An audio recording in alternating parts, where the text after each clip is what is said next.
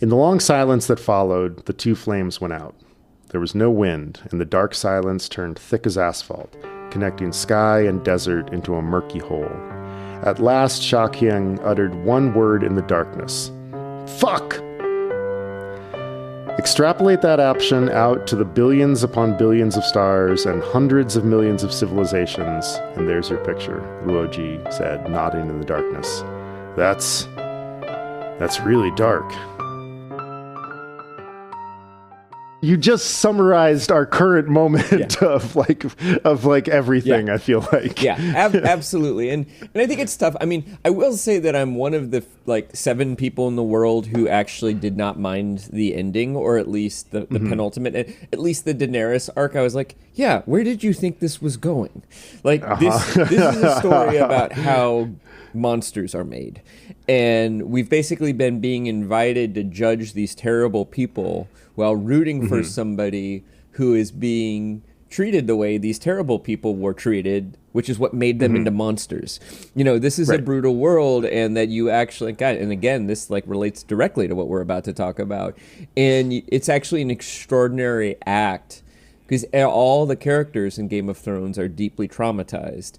And it is a kind of extraordinary act of heroism and will required to transcend that trauma to become something other than a brutal and ruthless person. And actually, almost none of the characters really do.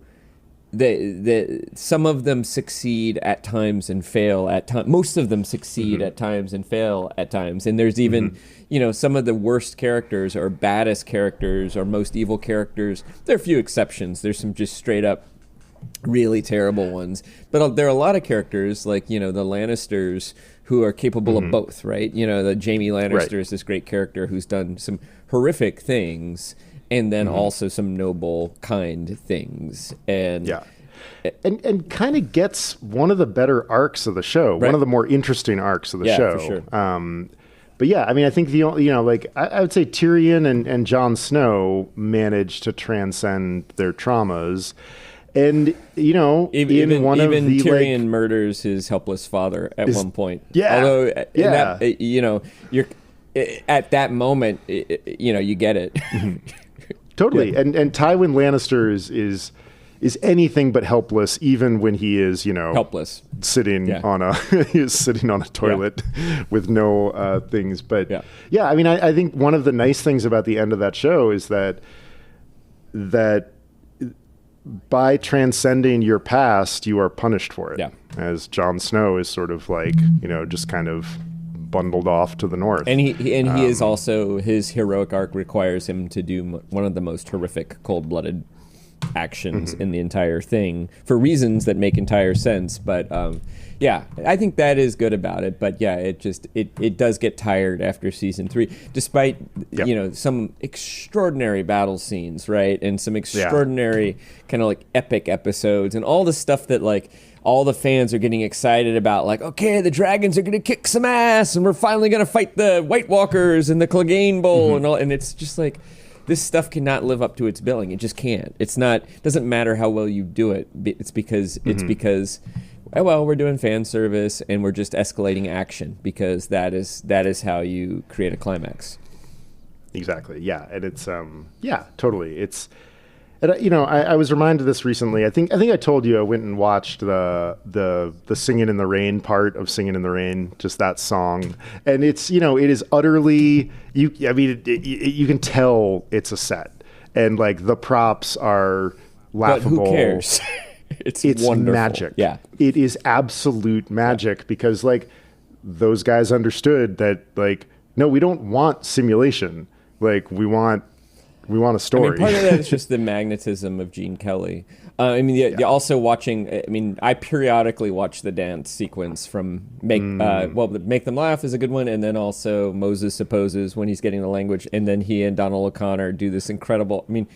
Singing. I sometimes my neighborhood. I live in Culver City, and singing in the studio where they filmed that sequence is like 5 miles away. And there are moments where I'm just sort of like, yes, I'm living in a holy place. I do feel like sometimes I feel like I moved to the vicinity of the Globe Theater, in order to kind of soak up the aura of that. Yeah. Well, shall we get into it? Go for it. Right. So this book is difficult to divide in two because it's cut up into 3 parts. And then what basically chapters are years, and sometimes chapters are like 120 pages long, and other times they're like 5 pages long. So it's difficult to divide up. But we stopped towards the end of part 2, but there's a lot that still happens in part 2. Mm-hmm. Kind of the last, in our last episode, the last thing that happens was Luoji goes into hibernation. So the rest of the second half really mostly focuses on Zhang Beihai as our kind of main protagonist and character. And he is focusing his efforts on trying to get humanity to build fusion drives, which would allow for very fast travel to escape the solar system. Now, doesn't say that he wants to build fusion drives in order to escape the solar system. So what he does is he makes bullets from asteroids and then carries out this extraordinary spacewalk assassination, which takes out like 3 of the proponents for what they're calling the aerospace drives as opposed to the fusion drives. It's a technology that he thinks will not be as strong in terms of building spacecraft for Earth. So he secretly manipulates sort of the path of humanity's technological development through assassination, using meteorite bullets so that the autopsies won't reveal that these people were murdered. It'll just look like a space junk accident. So that's one thing that happens. Then you also have Wallfacer Hines. We get some of him focusing on improving humans' cognitive abilities. That doesn't really seem like it's working, but with his wife, he discovers something called the mental seal, which is this neurological procedure that allows people to absolutely believe in something.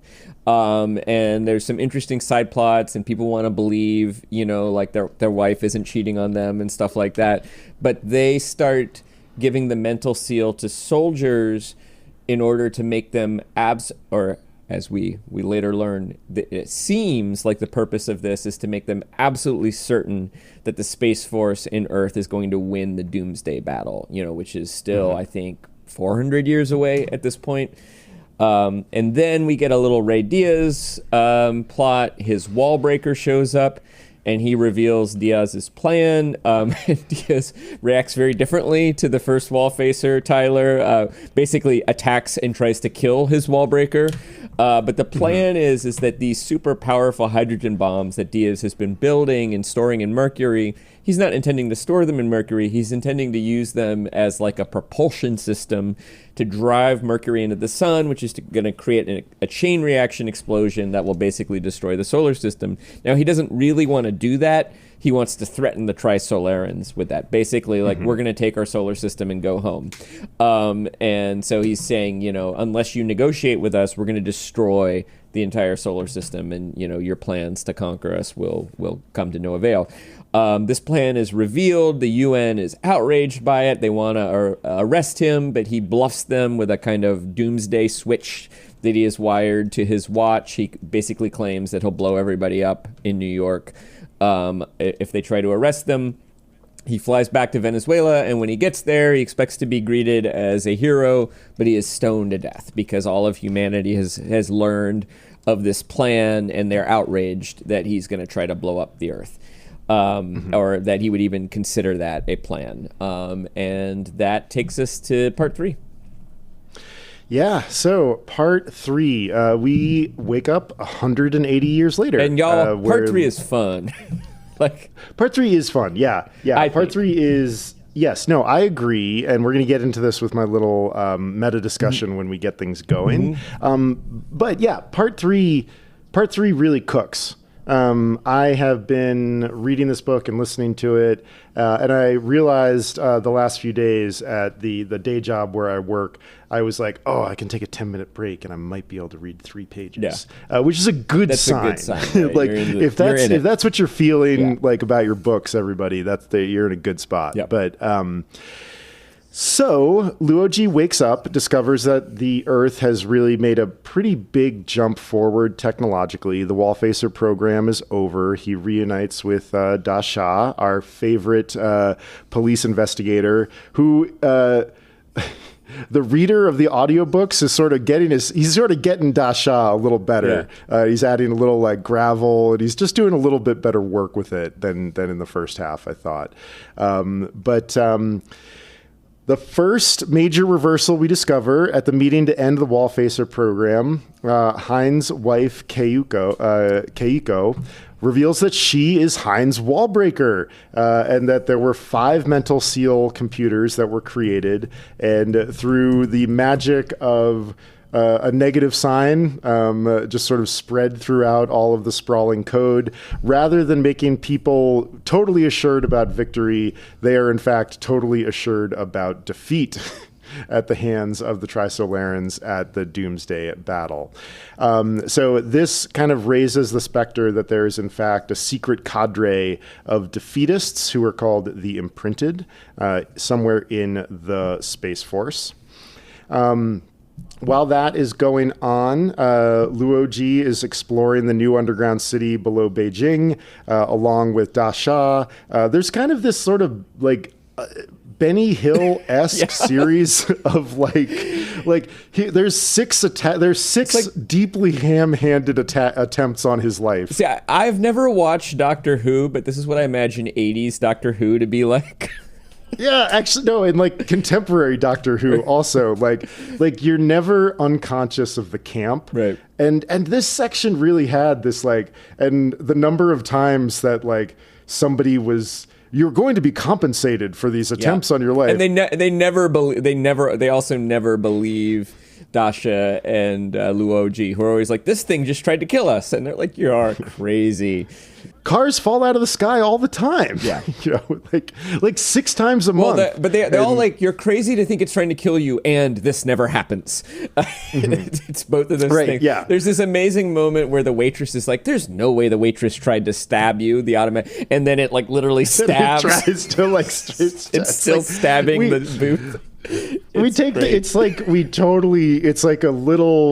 It's a little I don't know, side quest into a B movie from the 50s. Yeah, it's hilarious. Yeah. But the police finally get to the bottom of it, that there is a 100-year-old virus, which maybe explains some of the ham-handed attempts, called Killer 2 or something like Killer that. 5.0, right? That's right. Killer 5.0. Sometimes you get the sense that Cixin Liu just I don't know, just for 50 pages was like, I'm going to have a blast. Who cares? Well, after that first half of the book, we kind of needed it. You know what I mean? After reading 80 pages of the Dream Lover, mooning about the snow on the mountains, I'm ready for some killer robots. Totally. But they're like, okay, we're gonna be able to take care of this, but you should probably go live on the surface with the other hibernators, where kind of climate collapse has taken place, because in order to get these fantastically advanced spaceships, they really had to do a number on the climate. There's this sort of interesting aside where climate protection eventually gets equated with terrorism. Greenpeace are basically not quite equal with the ETO, but they're up there. I mean, this is like chopping down all the trees at the beginning of the first book times 100. This is exactly. There's also, I just say, it's not really super important to the plot, but there's a really interesting society of hibernators on the surface too. And some of my favorite scenes are just kind of the conversations that the hibernators have with one another, having this sort of 200-year view of history, but living in this futurism world, even though they, it doesn't really contribute to the plot, but we do get to meet some of the hibernators and hear about what's happened over the last 200 years, like the Great Ravine, which is a mega depression, and how that's affected Earth's psychology and that sort of thing. I mean, I think, it's funny, you're right. It doesn't really contribute to the plot, but it definitely contributes to the book wouldn't work without that divide. Yeah, because a big part it's one of the themes, the hibernators versus the modern people, the kids, as the hibernators call them. But you couldn't have the Zhang Beihai plot without that divide of hibernator or dinghy versus warning moderns. them, you know. Oh my God, yeah. Out in space, while this is going on, there's that probe that has been sent to the solar system ahead of the Trisolaran fleet. It is shaped like a droplet. It's beautiful. It's perfectly mirrored. The humans are pretty assured of their space victory at this point because they think that their ships are amazing. They can travel faster than the Trisolaran ships. The Trisolaran ships are decelerating. They're like, those guys, they didn't know what they were in for. Lost its structural integrity. Some of the ships are accelerating, others aren't. You know, they seem to, yeah, exactly. Yeah, there's no way they're going to prevail. So they think in a real echo of 2001, I really, that cropped up for me before there was an overt allusion to it. Right. And I was like, wow, this really feels a lot like 2001. Yep. They fly on out there with the entire fleet to accept the gift of the droplet. And I defy anybody who has read, I don't know, the Iliad, to be like, I think something's up here. And yeah, sure enough, a group of 4 people, Dinghy and 3 other moderns, fly out to the droplet to investigate it. It doesn't self-destruct. They go, they check it out, they look through There's a actually electron a bunch of microscope Greeks at hidden it. in its belly. Yeah, exactly. Yeah, very, very aggressive Greeks. And like they quickly realize that this thing is technologically advanced in a way that is like kind of incomprehensible to humans. Dinghy at the very last second sort of realizes like, oh shit, tries to warn everybody, but the droplet has made it impossible to communicate back to the fleet. The droplet basically vaporizes those 4 people and their ship. And then in one of just the most like wonderfully over the top space battles. Oh my God. The level of description, the like molten steel, the color of blood floating through the cosmos, in an order of about 20 minutes, the droplet wipes out 1,998 super advanced Earth warships, 2 of which managed to escape due to Dinghy's forward thinking. And then humanity back on Earth basically loses its proverbial shit because they thought they were going to win this, and most of the current generation has grown up with that belief, and they now see, oh, actually, no, we are totally effed. There is no way we can fight this force in any way.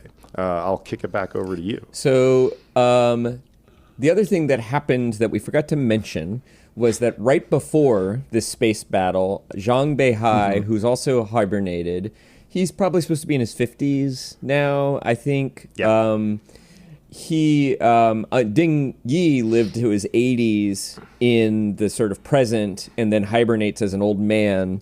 And so when he shows up, he's in his 80s and he's teaching physics. But Zhang is probably in his 50s or so, maybe late 40s, maybe 60s. He is assigned to be kind of like acting captain.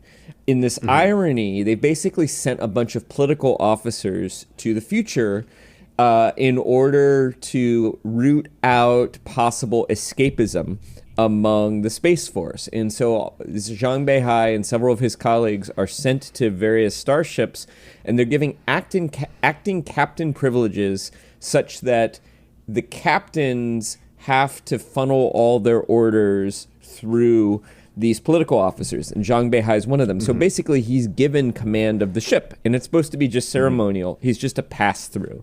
He's a check. Yeah. So the idea is that the actual captain of this ship, if she decides to try to take it out of the solar system as an escapist, he's going to stop her. But turns out all this time, little known to anybody, including us, the reader, Zhang Beihai is actually an escapist. He has done the math 200 years ago, and he has correctly figured that there's no way humanity is going to have the technological capacity to stand against Trisolaris, and that our only chance is to one of our few chances is to preserve some life and some of our starships out of the solar system. And so before this battle is about to take place, he takes the ship out of the solar system, and then they send 3 or 4 other ships, 4 other ships after them. shortly after the battle, they get in touch with Zhang Beihai, and they're like, you can't make it. You don't have enough fuel. We're going to catch you. And he says, yeah, I know you're going to catch me. And once the battle's over, I'll come back. I'm not a traitor. I just was trying to preserve these ships.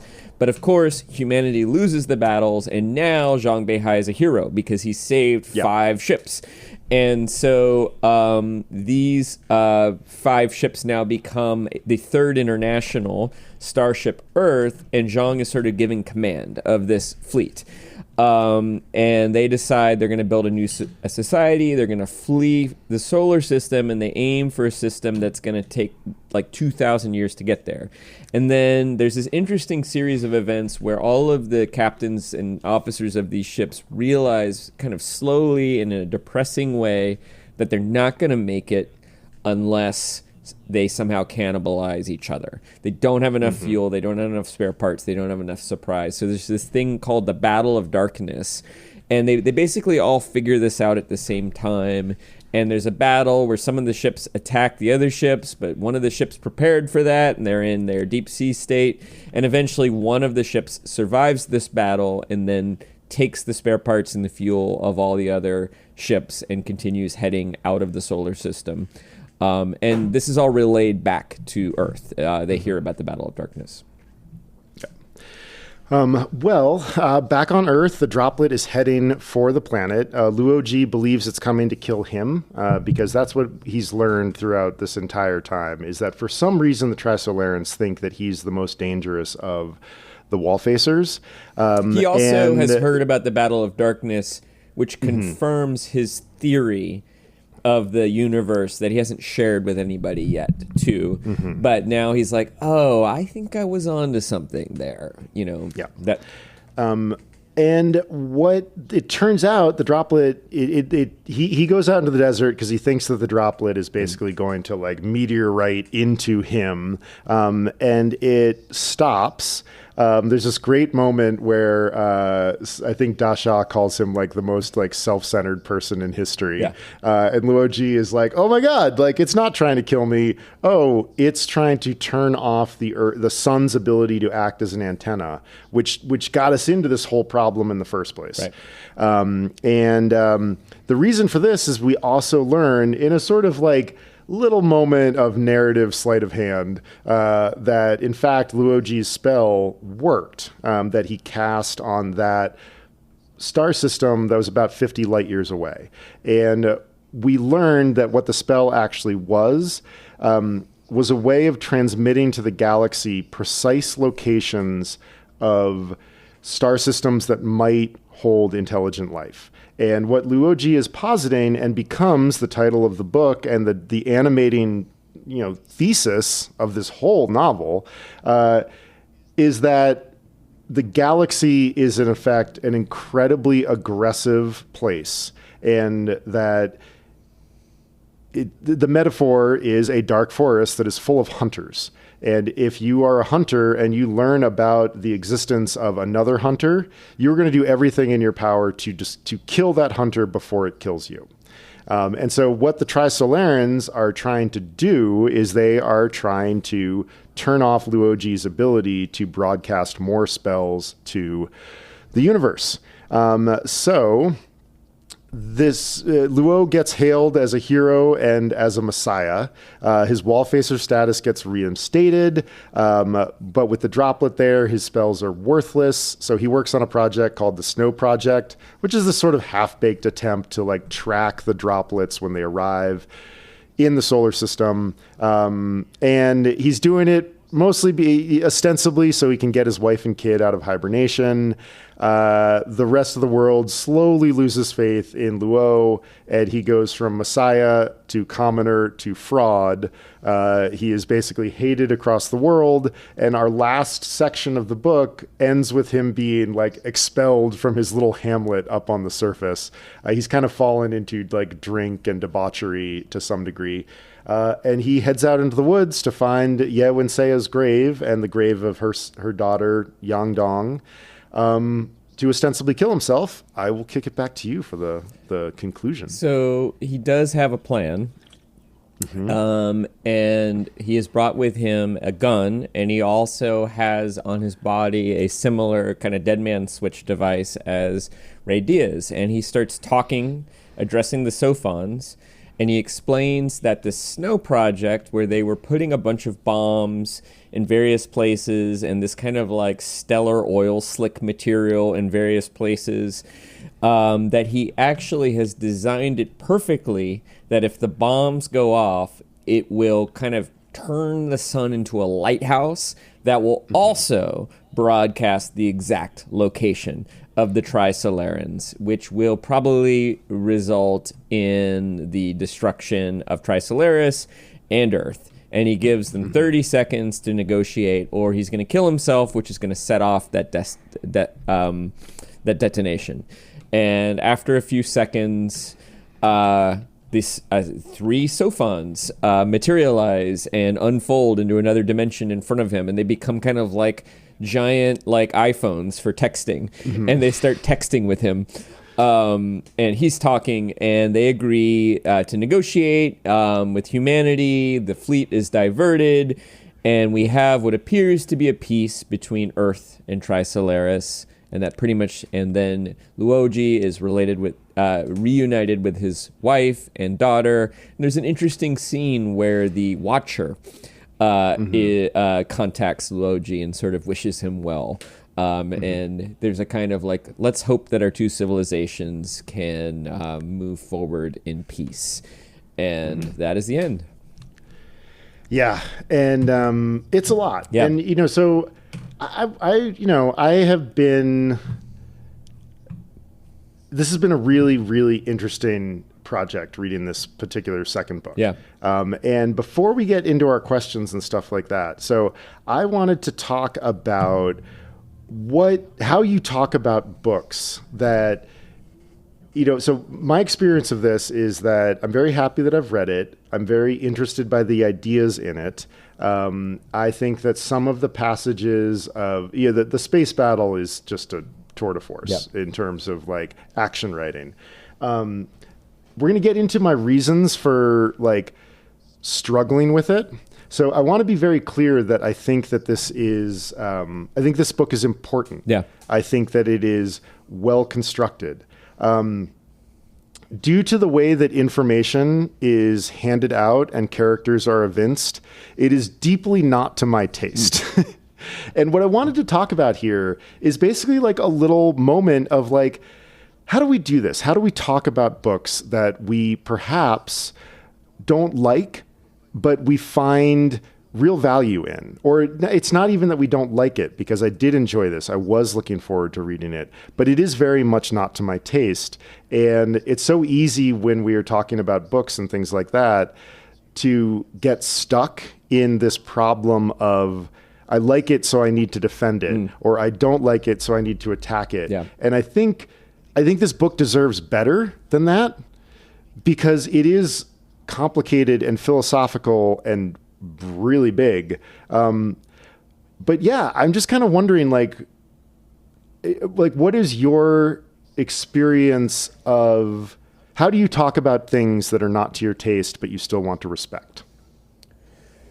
It's a great question. I think, one of the things that I have observed in doing this podcast with you for over 2 years, maybe coming up almost on 3, is I would say that if I were to name your strengths and tastes, you are more plugged in to the way that people who live literary lives talk about books, talk about literature. You're more inclined to reach for terms like tone of voice. You did an MFA, and you have this training. Whereas a lot of that knowledge, I enjoy talking about those things too. A lot of that knowledge I've kind of bootlegged, right? Or bootstrapped. And one of the patterns I've noticed is that I think you are more likely to be frustrated by having your expectations frustrated. That you're more likely to say, I prefer books to be like this, and this one is not like that. And that is not to my taste. I think Right. I'm probably a little bit more loosey-goosey and a little more willing to say, I'm curious what this thing is and what effect it's having. And sometimes the effect it's having is it's boring me or and so I think that's one part of that. But I think the other part of that too is that I think you and I both agree about this, is that really not interested in ranking books or deciding which books are good, which books are bad. I'm really interested in description of what's going on. And I really enjoy this book, but I do find it deeply flawed. And I think the answer to your question is to try to describe what about it is that we like, and what is that doing for us? What are the things what do we like about the things we like, and what do we don't like about the things we like? Because if you don't do that, you're just like, well, you're supposed to develop your characters in such and such a way, and they're not doing it, and it's against the rules. And F the rules. There's Screw lots the of, and in rules. fact, any great work of art breaks some rules. And so I think that, my sense of the answer to the question is, if there are parts of the book to your distaste, and there are parts to my distaste, is to try to describe them and try to describe what the effect they have on you as a reader that diminishes your experience of the book. And I guess I have a very similar question. So that is, that's my best answer to your question, I think. Yeah, I think I'm in the same, and I really want to continue, evincing and saying, I really think I found this book difficult for the first half and then very engaging for the second half. But there are some things about it that eventually, and I think that's what we're going to talk about today, is like what we do every time, is what we like, how it worked, what we didn't like, how we thought it didn't work. But there's a quote that I want to hover over at least my experience of the book, and I'm going to just say it here at the beginning. And it's from a Grace Paley story. And in it, she says, "All characters, real and imagined, deserve the open possibilities of life."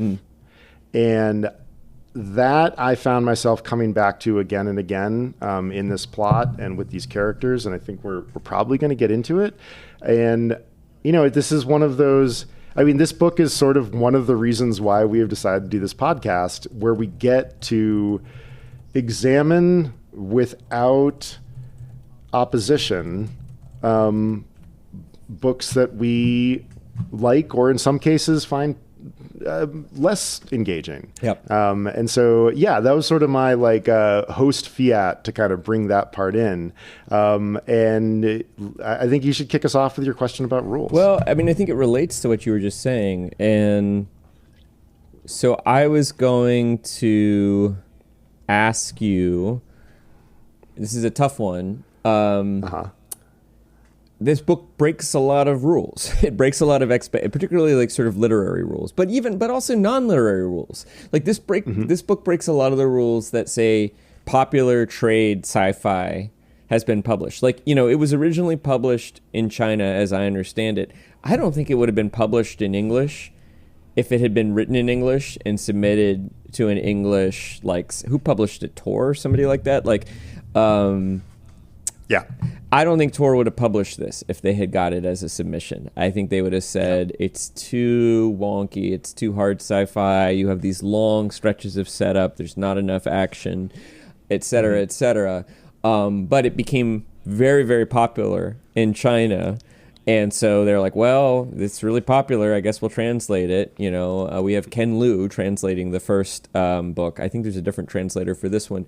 So I was wondering, and if you want to move on to the next question and be thinking about this and come back to it, can you think of an example in which Cixin Liu breaks the rules to the benefit of this book?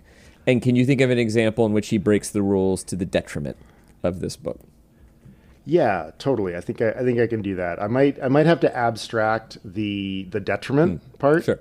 And I think the break the rules to the detriment is kind of an easy one, but also kind of gets back to what I was just talking about. And like I don't think that even if we are in the world of hard sci-fi, I think that it is important to have characters and plots that operate somewhat organically. And as this book continued, and as I heard a character once again say something like, "Oh, don't worry, that's not important. I'm not going to do anything about that. That's just a ceremonial thing that I want." I was like, fuck off. You're going to clearly you believe the opposite of the thing that you say that you believe in. There's going to be another massive reversal, and Heinz's wife is actually a wall breaker, and Zhang Bihai is actually an escapist. And there's this eventual point where I got very cynical about all of the characters because I couldn't believe in them anymore. And it is, I'm going to go back to the bad dungeon master problem. If you suddenly have your NPCs that are quest givers or are ostensibly allies with your player characters, and you routinely have that NPC betray the PCs, not only are your PCs and your players going to be distrustful of the world you've created, they are going to be distrustful of you. And that is a problem if the person that we are starting to distrust is the author. Because eventually I was like, I can't believe any of the character setups that you are putting here, because you have shown us repeatedly that, in fact, everyone is simply going to do the opposite of what they say they're going to do. Which, and this is one of the things that I'm like, well, maybe this rule breaking that I'm saying is a detriment of the book actually is a positive feature of the book, because what it actually reveals is that, human nature is pretty bad. But I don't think that's actually what's going on. And so he breaks the rules of organic plot and character setup in a way that eventually I found tiresome and I found actually predictable. I was just like, you know what? I think something's going on with Zhang Beihai. Yeah. And sure enough, that penny dropped in a way that I had predicted. And I really dislike it when things that I predict come true because I'm like, no, these people are better than that. So I think that is one way that he breaks the rules in sort of a detriment of the book. But then I will also say that for the very same reason that he breaks the rules, that the book achieves something grander than a narrative with organic characters and organic plot development, and is probably the only way that he could have achieved it. If he were to stick to the rules of traditional literary development, this book wouldn't be 500 pages long. This book would be 900 pages long. And because he just does a lot of shorthanding in order to get the plot out. And what he eventually gets out is better than a piece of fiction. It's not a cornerstone philosophy, but it's a philosophy. And a sweeping one. And I think that if you can kind of be like, and this is where I found myself, okay, I'm not going to get traditional character development. This plot is not organic. It's intensely created by its creator in a way that I eventually could really see the seams. But it doesn't matter, because the point that he eventually achieves, I think, is breathtakingly large. Yeah. And I think true. That the universe is a very dangerous place, and we should be careful with our human-sized arrogances. Or at least we're thinking about. Yeah, so main interest, I got a couple reactions to that. The character for whom what you're describing to me seems the most that way is Zhang Beihai. Particularly, there's that moment where I think the first time I read that he was, takes the over the ship and sends it out, I was completely fooled by that the first time I read it. And then I think having read it again, I go back and I'm like, oh, he's kind of building to something. And I think part of it is just like there's so many characters, it's a little hard to track, that his arc's a little harder to track. And now looking at it, like, yeah, he's building to something. But then there's the second time where he's already gotten the 5 ships, and he's like, yeah, will you go ahead and like give me acting captain privileges again? That to me is the moment that's most like what you're describing, where you're sort of like, come on, like, and then you get the same arc with all the wall facers too, but I'm curious, how does Luoji's Last Stand? How did that read for you? And I mean, I feel like there's enough setup that you kind of feel like something's going to happen, but were you how satisfying was that moment, when he sort of pulls out the gun and talks to Trisolaris? I mean, I was just like, oh, look, just another, like, there's a, here we go again. Here we go again. Don't look behind the curtain, kind of moment. Like this, just and that it was satisfying insofar as like the book has to end at some point, and one of these machinations has to be successful. Something finally has to get the better of the Sophons and the Trisolarans, because if not, then the detail about the Trisolarans not being able to do artifice would be useless. Yeah. And that's a very important detail that I think is done is set really, really nicely in the first book. Yeah. And I didn't see these problems in the first book. And I feel like in some way, I wonder if he set out to attempt a project of this scope, because there's a lot of parts of the first book where it does feel like organic character development. And a lot of the things that Ye Wenxia does is because of a real emotional reaction she had to the death of her father. Yeah. And I think he's gotten a little far away from that by the end of this book. I found that scene satisfying because I was like, way to go, Luoji. Like, way to complete that protagonist character arc and show us that actually you are not as like the self-centered playboy that we have sort of thought you were. So I was happy for the happy ending, while at the same time being like, oh, look, just another big plan that the dungeon master is keeping from us. Yeah, I see. Here's an example. The number of times that the Great Ravine is sort of like dangled in front of us as like, ooh, the Great Ravine. And like, we're not told about it and not told about it and not told about it and not told about it. And finally, Luoji is like, hey, now that things are not trying to kill me, do you mind telling me what that Great Ravine is? And I was like, oh, this is a slot in the book that is like, here's the exposition of the Great Ravine. Right. And it's not even that interesting. Like, it's not even very well described. But it's just one of those things where, like, I just feel like the experience of this book is him being like, how do I package this information and hide it in a way, because I can't reveal it all at once. That just wouldn't work. Right. And so, yeah, I mean, like, the final scene works, and it feels, I think the thing that I loved the most about it was how tender the Trisolarans actually are. They're like, you should sit down. Should we call you an ambulance? Is that tender or is that fear?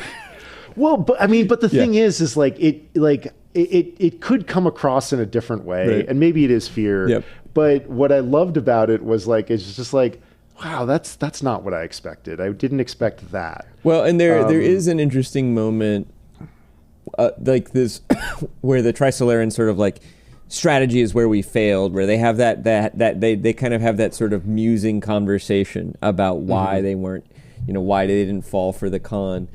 I guess I like con man stories. I'm thinking about American Gods, and like my favorite parts are sort of like, when Mr. Wednesday like dresses as the bank security guard out front of the bank, and then they make it snow, and then they put the sign that says "out of order" on the ATM, and it's like, here's this like ancient being who's supposed to be Odin running like a 1930s era con.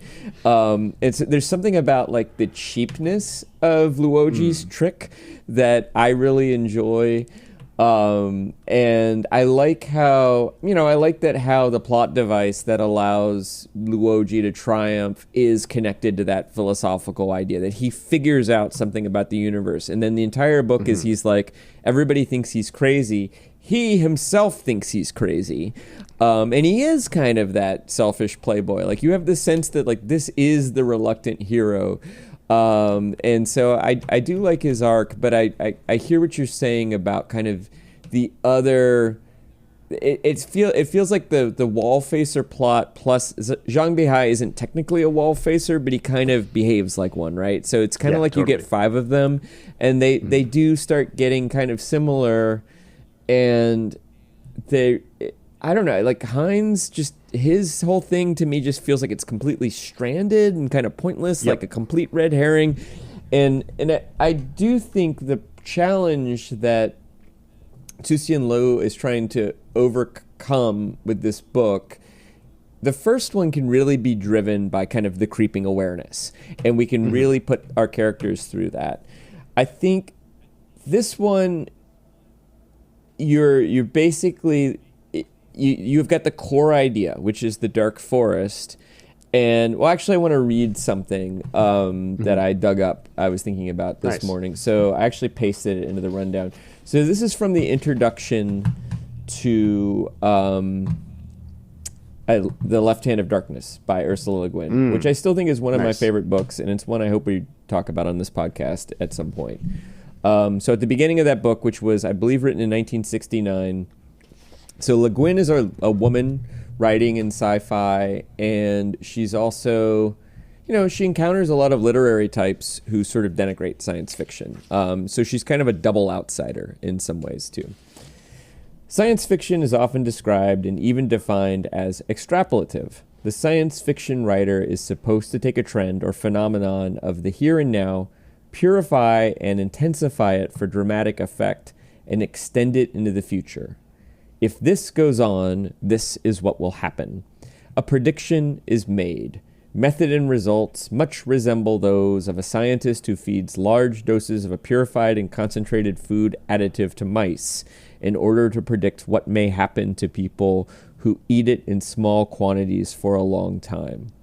The outcome seems almost inevitably to be cancer. So does the outcome of extrapolation. Strictly extrapolative works of science fiction generally arrive about where the Club of Rome arrives, somewhere between the gradual extinction of human liberty and the total extinction of terrestrial life. This may explain why many people who do not read science fiction describe it as escapist, but when questioned further admit they do not read it because it's so depressing. Almost anything carried to its logical extreme becomes depressing, if not carcinogenic.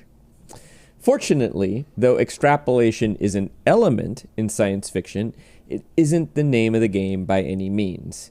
It is far too rationalist and simplistic to satisfy the imaginative mind, whether the writers or the readers. Variables are the spice of life. This book is not extrapolative. If you like, you can read it, and a lot of other science fiction, as a thought experiment. Let's say, says Mary Shelley, that a young doctor creates a human being in his laboratory. Let's say, says Philip K. Dick, that the Allies lost the Second World War. Let's say this or that is such and so, and see what happens. In a story so conceived, the moral complexity proper to the modern novel need not be sacrificed, nor is there any built-in dead end. Thought and intuition can move freely within the bounds set only by the terms of the experiment, which may be very large indeed. The purpose of a thought experiment, as the term was used by Schrödinger and other physicists, is not to predict the future. Indeed, Schrödinger's most famous thought experiment goes to show that the future on the quantum level cannot be predicted, but to describe reality, the present world. Science fiction is not predictive, it is descriptive. And Fuck yeah. And she goes on to say that the role of the science fiction writer, like the role of any writer, is to lie. And it continues. It's a great essay. I recommend everybody read it. But I think, what was trying to happen here, and is happening here successfully, although maybe successfully with asterisks, is let's say that the universe is a dark forest. And let's say the universe is a very dangerous place, and Earth's closest neighbor is a much more technologically advanced civilization, and they want to settle our planet. And then how does humanity react to that? And I think that's why we get this kind of like epic series of reversals in the human attitude towards Trisolaris and to the wall facers, right? So like when they first have the wall facers, they're all like heroes. And when humans start getting the glimmer that Luoji isn't doing anything and he's just living in his like Norwegian, pleasure palace and like getting drunk, then they turn against him. And then when he comes out of hibernation, they don't exactly turn, they've just kind of forgotten about him. And then somebody discovers that star that he cast a spell on blew up, and then he's a hero again and he's a messiah and they're like Lord. And then 2 or 3 years go by and they're like, all he's doing is moving some bombs around space. You know what? He's a bum again. And I think that is where this book lives. I think that is the idea that Cixin Liu most wants to explore. And then I think, then it gets a little messy. I don't think he entirely knows what he wants to do. Does he want to do kind of like a series of cons, and which one is the right con? That's what the wall facers are. And that they're not that interesting. Luoji is the only interesting one. Zhang Beihai proves much more interesting, in my opinion, than the other wall facers. And I do agree it gets a little bit clumsy there towards the end, although I do think he does some good misdirection in sort of suggesting that maybe Zhang Beihai is just tired and has gotten kind of senile and but really Zhang Beihai has figured out what's going on before any of the kids, and it's just sort of, he kind of lays another con on them, and you saw through that maybe because you're more perceptive than I am. So I think, it's not a defense against what you're saying, but I think that it's a sort of convoluted project. And I think I would defend Cixin Liu's. I think I absolutely love that he wants to say, let's say the world is a dark forest. How does the humanity that I know and love or hate react to that? And kind of create characters who are sort of stand-ins for ideas. Yes. That's how he does that efficiently. That's how he does that in 500 pages rather than like 1,500 pages. And I'm there for those ideas, but then I also feel like the book suffers from a kind of, I think he figured out what was good about it about 3/4 of the way through, and then kind of focused on that. And then, I was going to even ask you, like, what do you think about the Wallfacer Hines arc? Like, what does it serve any purpose, or is it just like a stranded setup, a setup with no payoff? Why is Hines not in jail? Why did why did she have enough leash to go and kill herself on the big iron thing in the UN building? Like, that's one of the, like, I'm sort of agreeing with you by showing up this part of like, maybe Hines isn't in jail because his defeatism was proved accurate. One of the things Luoji does say is that actually all the wall facers were secretly defeatists because they actually all understood the technological gap. Maybe that's the explanation, but there's this like really weird like hugging it out moment between Hines and Jonathan, the kind of like the doomer of the Wallfacer program, like the new UN guy who's like the Ava Strat of the future. It's just it's like, and we don't even get that. But like Hines is walking around up until the defeat, and I'm just like, no, this doesn't seem right. Yeah, it's a little and, like, clumsy. I mean, like that, and that sort of goes to my next question about plot versus blocking. Yeah. So like blocking in theater is just the like, hey, in order for us to get from curtain up to curtain down, like the characters and the props, like they have to move in a way that we have planned out obsessively from the beginning. From the beginning of rehearsal, it's like, no. And like those of you that have seen Noises Off will be like, no, you have to take the sardines backstage. You can't leave the sardines. It's going to fuck the rest of the play.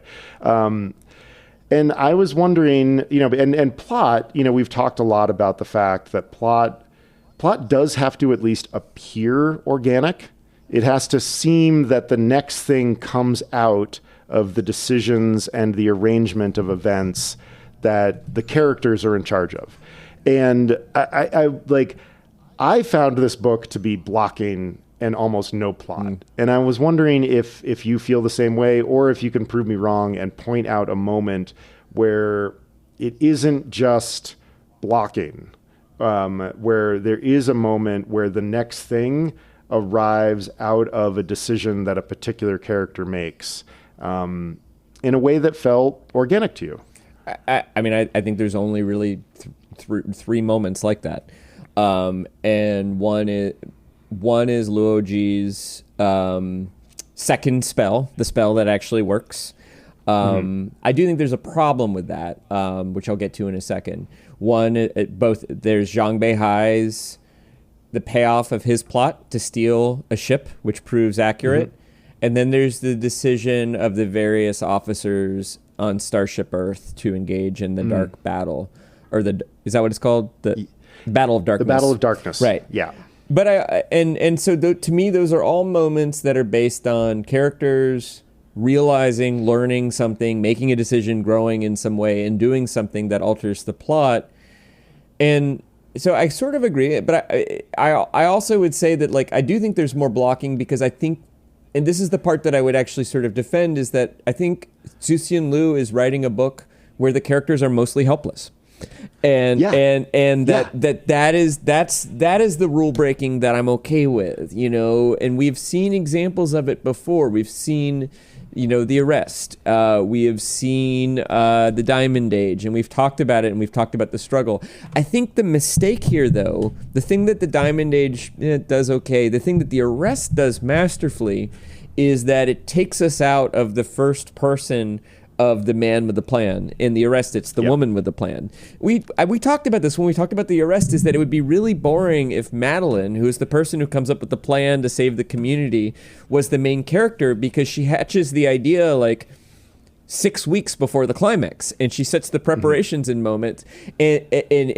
And so if you were in her internality, you have to shield some of her internality from the reader, which is what happens with both Zhang Beihai and Luoji, which is we get a lot of their internality. And in particular, I do like Luoji as a character. I mean, I think that he is like genuinely not heroic until he has no other choice but to be. Yes. And correct. that's kind of great. And no other choice in the sense that he has to grow into being a more responsible human because of the circumstances around him in a way that does feel interesting and organic. But his personality is basically like he just would like to be napping on the beach somewhere, like having a rum, That's all he wants. That's all and there's even this moment where, when he's been woken up and he's talking with Dasha, and he's like, look, the Wall Facer program failed. It's great, Dasha. Let's just hang out and enjoy this new world. We got 200 years before the Doomsday Battle. We're useless. It's great. We're free, And then he does, in fact, have to be the hero. So I like that a lot. But I'm fine with the idea of hapless protagonists who break the rules, who don't necessarily advance the plot. But then I think the problem is Cixin Liu's trying to have it both ways, because I think you're right. He's giving us a great observation. Yeah, he's giving us Zhang Beihai and Luoji, but he's not telling us. We think we know what they're thinking, but we don't, and that's actually the dishonesty that's happening. Yeah, there's some part. That's the moment of bad faith. That's the bad faith. It's a problem of perspective. Yeah. Like when you give us too much limited, when you give us too much limited third person, when you've like, I think this is brilliant what you've just pointed out, like that he is trying to have it both ways, but you can't have internality of the grand like plan and have a hapless protagonist at the same time. Yeah. And I think maybe that's the like, and I think the fact that you were like, everybody's hapless. And I was like, yes, this is one of the first novels that we read where I was just like, oh my God, hapless protagonists. How about hapless populations? Well, and I would also argue that probably there is a kind of meta character, which is humanity. And, yes, and that all of these characters are like, they're sort of like the psyche of humanity, the warring psyche in a way. And I think, and that's kind of cool, but yeah, I think that is the problem. And that's also why that like, the moment where I forget her name, the captain of natural selection realizes, oh, we're gonna die unless we attack one of the other ships, and then she has that conversation with her officers, and they go to talk to Zhang Beihai about it, and he figured that out weeks ago. But when she makes the decision, she says, "It's gonna be on me. I'm gonna go to hell. I'm gonna kill them." That's a really powerful moment because nothing is hidden. Like it's not like Cixin Liu is like, oh, and then she realized something and she went into this wardrobe and launched the torpedoes. We know exactly what she's thinking. There's this amazing moment when they're talking silently to one another, which is beautiful, sort of poetic. There's this kind of like, but that's the only one that does feel organic that way. And I think you're right. The other two are kind of cons of us, and you can't really con the reader that way, even though because you lose their trust. Yeah. And that's when you lose a reader's trust, and when you lose the trust of your players in a D&D game, it's over. Yeah. You can't get the trust back. And that section that you're talking about, I think, was my favorite section of the book. That like it's all in italics in the book. The humans have sort of begun to devolve in a very unsettling, but he makes a real case that is completely inevitable, that this is the way that we would begin to think given the situation. And maybe necessary, Yeah, right. Totally. Like suddenly I was like, I'm in. Like here we are. All of the things that I love about literature: uncertainty, emotion, difficult decisions, tragedy, the nature of the human condition to get in our own goddamn way all of the time. Yeah. And that's why I think I am really enjoying my ambivalence about this book, where I'm like, God, there are moments where like the craft of it is very clunky. And like my next question you already kind of addressed was like, I don't think there are any characters in this novel. There are ideologies. And in fact, I think that maybe Luoji is the example opposite, because he grows out of his ideology, and his original ideology is just like, I just want to like sleep with a bunch of people. Yeah. And, he eventually does move in the direction of a real character. But yeah, the other problem I had with all the characters is that people don't divert from their ideologies in any kind of satisfying way. Yeah. It all turns out that Ray Diaz was like, an evil mastermind from the get-go. And Tyler was like, thinks that, was going to attack the humans from the get-go. And it's one of the reasons why I call foul on his claim that he is not allegorizing, his particular cultural history. Because, ideology is so important to these political structures that it's not just Cixin Liu's political structure, it's ours that are in opposition to that, or a Western ideology that's in opposition to that. But despite all of these problems, despite I don't think there's actual plot, except for that moment that you pointed out. I don't think there's actual character. I think it's all just ideologies that are put into a jar and shaken up. Despite that, the effect is so ambitious and grand and affecting. I'm like, whatever. I'm very glad I read this, and it has made me think differently about our galaxy. Yeah. So you know what? Like, you know, fuck the rules. Yeah. You know, Dasha is a character, a real character. Yes. Right. And I was just doing a thought experiment, which is like, I don't think this would work exactly because Dasha is a character who is really good to look at through Luoji's eyes. Mm-hmm. Could you possibly have that penultimate, the year 208, written from Dasha's perspective?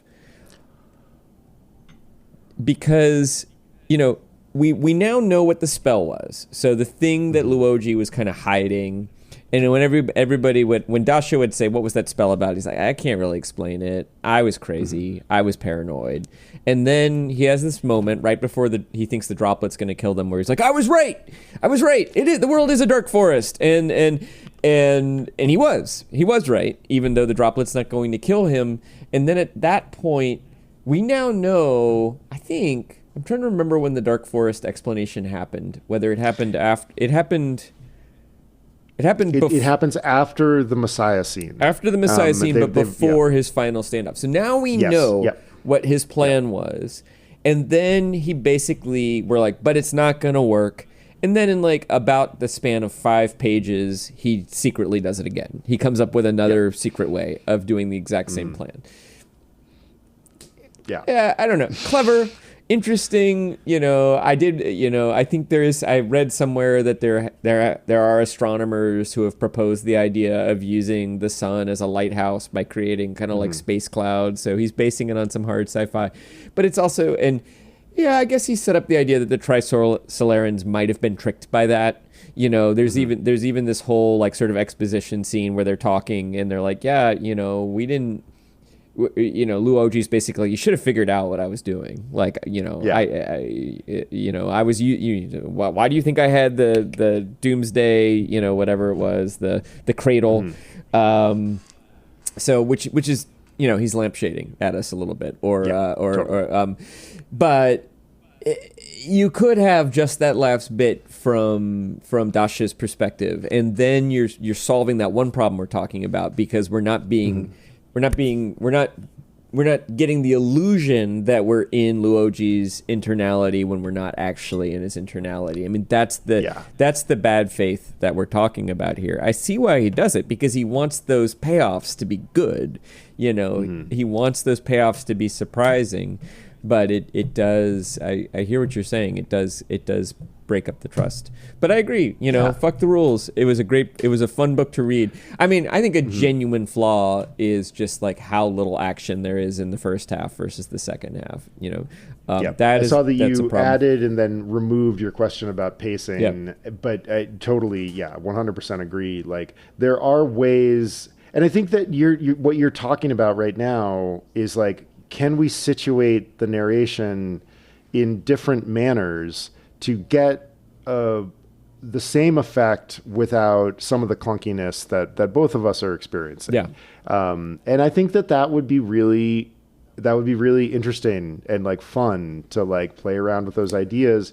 And you can see it in examples of other books we've read, like A Visit from the Goon Squad is a grand example of continuing to shift the perspective in such a way that the thing that you were trying to do just coalesces out of the actions and the interactions of the characters and their thoughts and emotions in a way that I think is particularly amazing.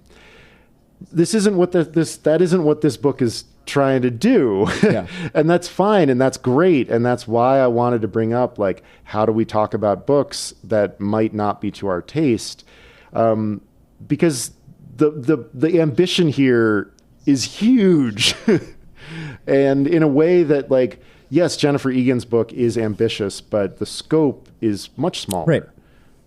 Yeah. Right. Yeah. No, this is a book of ideas, and it's a let's say. Yeah. And yeah, absolutely. I don't have anything to add to that. Do you want to do your reading? I love that passage that you brought of Ursula Le Guin's. I think as you were reading it, I was like, oh my gosh, this is Ursula Le Guin's version of Grace Paley's all characters, real or imagined, deserve the open possibilities of life.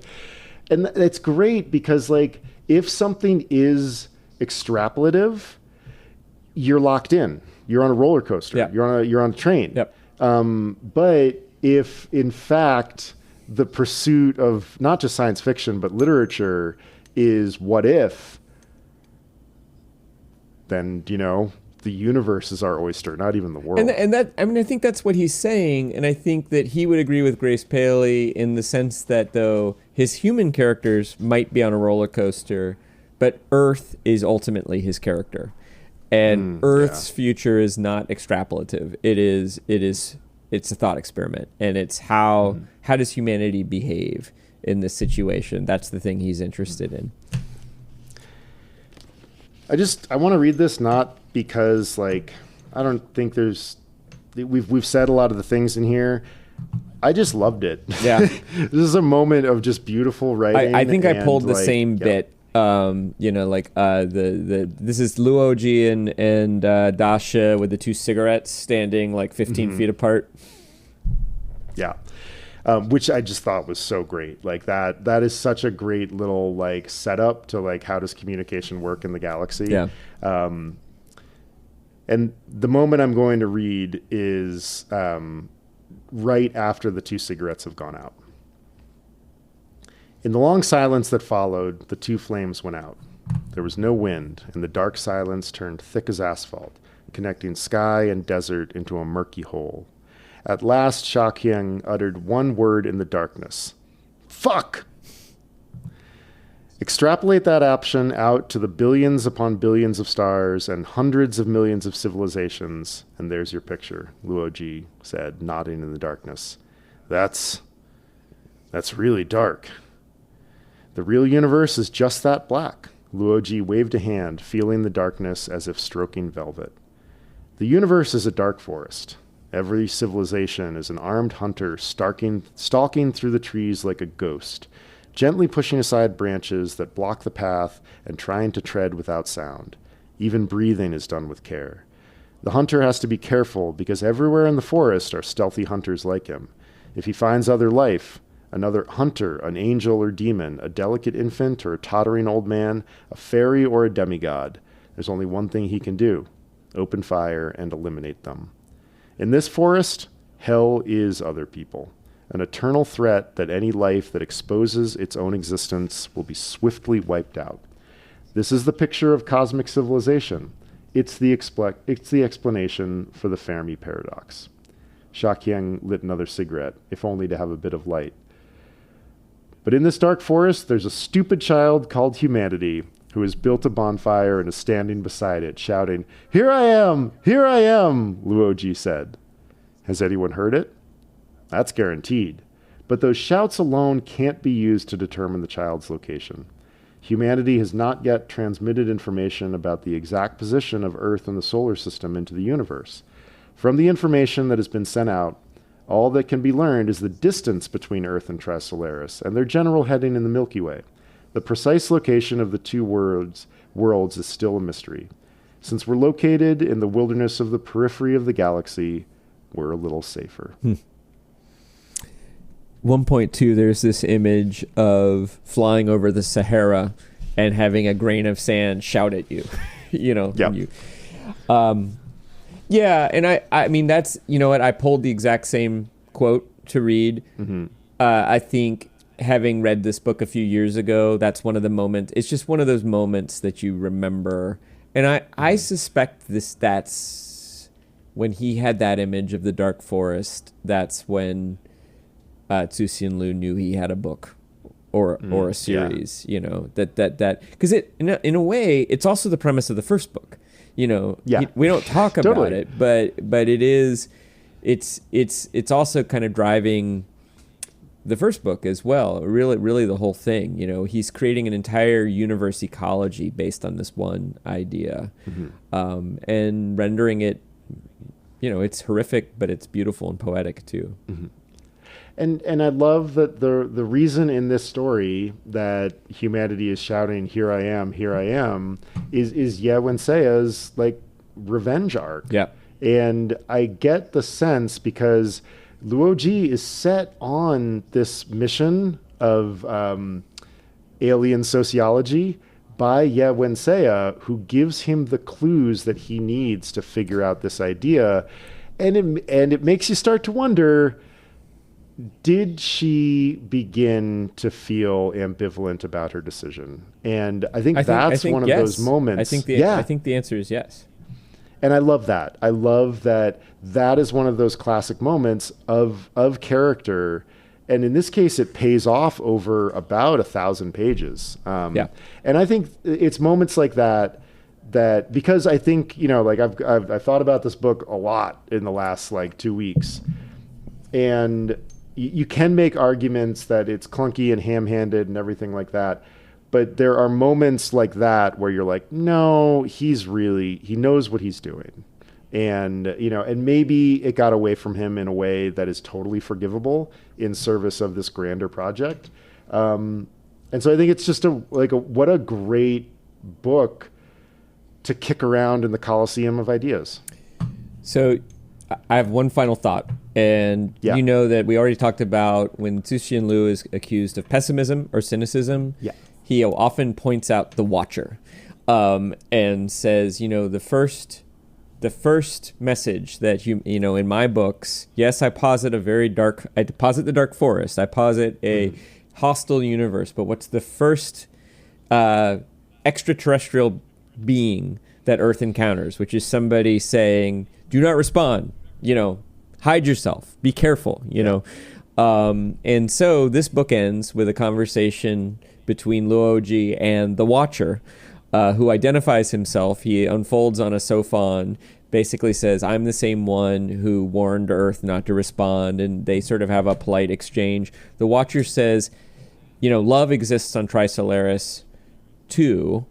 And I'll just read from here. He says, apparently Luoji has made a speech that says humanity is the only, I forget exactly, but it says something to the effect of humanity assumed that the universe was safe because of love, and we're the only ones who have love. And the Watcher is like, I beg to differ. And he says, I know that at least Trisolaris has love, but because it was not conductive to the civilization's overall survival, it was suppressed when it had only just germinated. Yet the seed possesses a stubborn vitality and will grow in certain individuals. May I ask who you are? We've never met. I was the operator who transmitted the warning to Earth 2.5 centuries ago. My God, you're still alive? Zhuanyang exclaimed. I won't be for much longer. I've been in a dehydrated state, but over the long years, even a dehydrated body will age. However, I have seen the future I hope to see, and for this I am happy. Please accept our respects, Luoji said. I only wish to discuss with you one possibility. Perhaps seeds of love are present in other places in the universe. We ought to encourage them to sprout and grow. That's a goal worth taking risks for. Yes, we can take risks. I have a dream that one day brilliant sunlight will illuminate the dark forest. The sun was setting. Now only its tip was exposed beyond the distant mountains, as if the mountaintop was inset with a dazzling gemstone. Like the grass, the child running in the distance was bathed in the golden sunset. The sun will set soon. Isn't your child afraid? Of course she's not afraid. She knows that the sun will rise again tomorrow. Yeah. Solid. Real good. And he's giving us Hemingway, and he's giving us a reference to the child in the dark forest. He's giving us Martin Luther King. It's he's nothing if not literary. But there's also, he's not cynical. He's positing a scary world, but he's maintaining a place for certain human values. To paraphrase my high school English teacher, paraphrasing Adrian Rich, Adrian Rich gets a lot of flack for being, she's just a grumpy old spinster. Yeah. To which my English teacher at one point said, well, in that case, so am I. Wonderful. And I think, it is not cynical to reflect a cynical world. Right. Well, should we do some trivia? let's do some trivia. So we got a little intro to the Fermi paradox there at the end.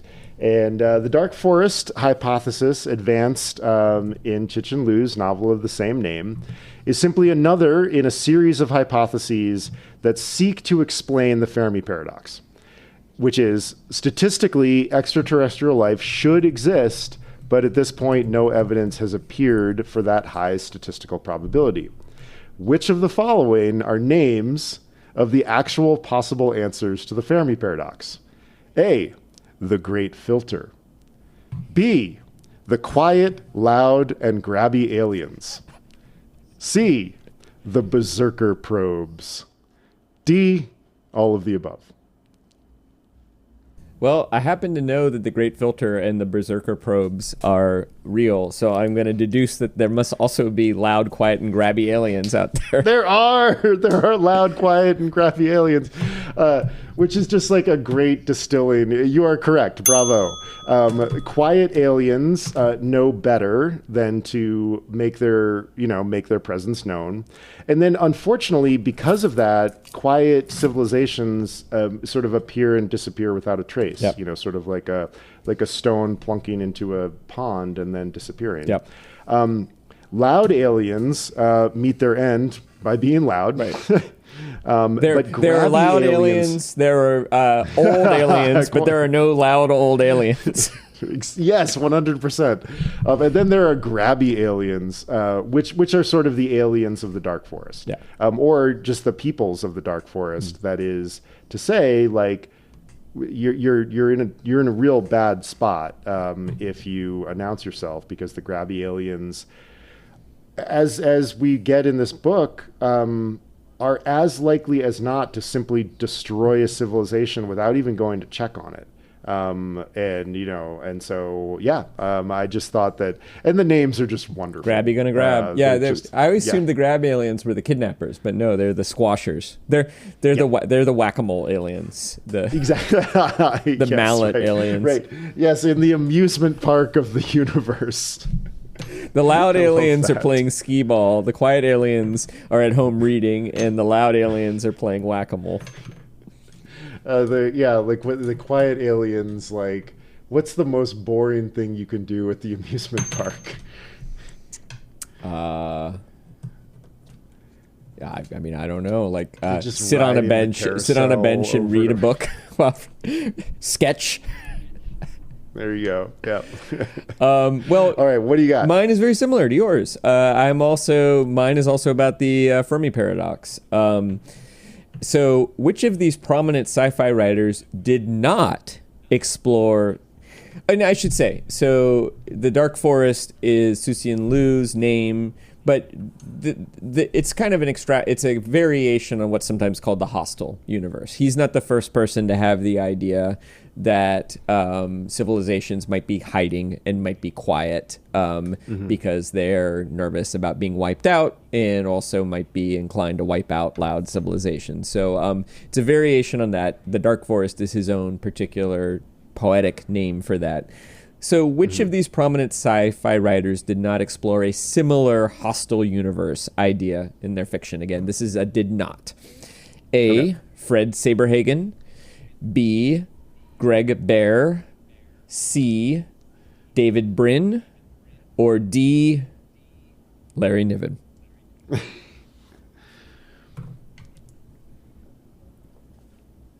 God, this is an interesting edition of Niven in this particular case. I know that two of those three did. I know Saberhagen and Bear did. I'm not sure about Brin. And, oh God, I'm just racking my brain for the Niven books. And the thing is, in like most of the Niven books, like, we're far enough into the future that a lot of these questions have already been like sort of answered and put behind. Like, you know, we know, like, don't fuck with the Cixin. You know, like, we know that is like, that's just a tried and true knowledge, but there's never like, oh, we should send some space catnip to those cats. Oh God. I'm going to go with Niven. You got it. Yeah, It was Larry Niven, in fact. He explores other explanations for the Fermi paradox, which particularly I'd say sort of quiet alien, but also just the idea that there might that the world's been around a long time and civilizations can flourish and die off in what to us would seem like a long time, but what to the universe is not a particularly long time. And so Ring World is sort of an example of kind of like an ancient that our we never got to meet those guys because our timing was different than theirs. Which I think is, I mean, like that's it, digging around in the Fermi paradox, like the thing that just keeps coming up again and again is like civilizations are short and universal time is long. Yeah, there's the filter, and I think that one is the sort of rise and fall hypothesis or the collapse. Radiolab did a bit about that where they sound designed it, where they were sort of accelerating the process. So they had some sound design that was sort of like a baby being born, and then it was like nuclear holocaust, like, and then the civilization is born, baby, boop, boop, boop. And then pretty soon, maybe they'll last 1,000 years, maybe 10, but eventually Radiolab's gonna... like violent sound design was always great. The one that I always bring up is the game theory one, and it's like a machine gun versus a maybe it's applause or something like that. But I mean, yes, of course, their sound design is amazing. They're Radiolab. That's what they're known for. Yeah, I remember they did something about like the prisoner's dilemma, and then also something about like nuclear escalation game theory as well. Yeah, that was the one that I'm are you going to read this book again? Well, yeah, but probably not for a while, because it's been 3 times pretty recently. And so I want it all to be fresh again. But I think I will. I mean, the ideas are so wonderful. And certain moments are so vivid, even though you have to get through the first half. I even enjoy the kind of campy bits. Like I really enjoyed Luoji and Dasha, on underground Beijing being attacked by robots. Like, I mean, that was a lot of fun. And basically, like once we get to the second half, it really picked up. So I think I will one day, but it'll be a while. How about you? I'm gonna reserve judgment until we finish the third book. Okay, fair enough. I will answer the question about books 2 and 3 when we get to the end of 3. I'll read the 3-body. I'll read the first book again. I think that's what I said last time. Yep. And this one, I was frustrated enough by the feeling of being railroaded and eventually losing trust in my author. Yep. But I also understand how difficult the middle book is. You have to make sense of the first book without recapitulating its kind of terms and plot. And you have to set up the third book without tipping your hand. Yep. And it's just, it's just the stepchild book. I'm going to wait until the third, and if the third blows my socks off, I'm going to be like, okay, I'll do this all again. Well, we've got a tenuous peace between Earth and Trisolaris. Who knows if that can last? We have the Trisolaran fleet somewhere out there needing to be rescued, and we have the 2 starships that are both going in opposite directions, just in case Earth doesn't make it. And all of that will come up in the third book, Death's End. And we're going to read part 1 for next time. So thanks for listening, everybody. Upper Middlebrow is a Small Point production. Chris Bagg and Jesse Dukes are 2 hunters stalking through the podcasting jungle like ghosts, gently pushing aside branches that block the path and trying to tread without sound. Music by Ben Pajak and Jesse Dukes. Design and website by Chris Bagg. We are supported by Jenny Grieve and Justin Wright. Thanks, guys. Find us on Patreon, where there are a number of tiers at which you could show your support. And as a reminder, Jesse and I are both writers and editors, and we can help you with your writing, podcasting, or editing project. You can see some of our portfolios and learn more at our respective websites, chrisbagg.com and jessedukes.com. And even though we are 2 hunters stalking the podcasting jungle, We are merely looking to find you listeners and give you a grand gift. Right. Not exterminate you.